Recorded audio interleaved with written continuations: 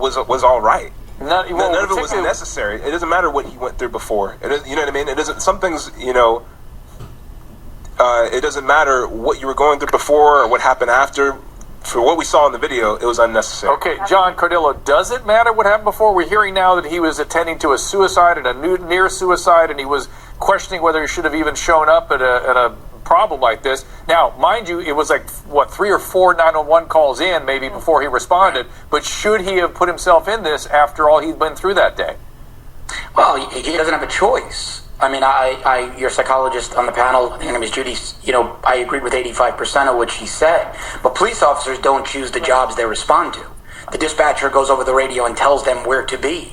And they go and they respond. They don't have the luxury of saying, "Hey, I'm stressed out. I'm not going to show up." John, you had told me. John, you had told me there's a criteria of cowardice or something. Is that right? That if they don't go, they're violating some policy of being a coward. No, I didn't have that. I don't think that was you and I, but I don't. Sure, I mean, culturally, you want to respond and back your partners up, but I don't believe that was the case here. This was a really large crowd, as Mike says. That's the crux of the issue. This was a big crowd. Some reports were telling the police it was over 100 people. In a case like that, it's an all units response. Every available unit goes. You don't know if they have guns. You don't know if they're armed. You don't know if they're gangs fighting with gangs until you get there. It's easy to laugh and say it's a 14-year-old girl.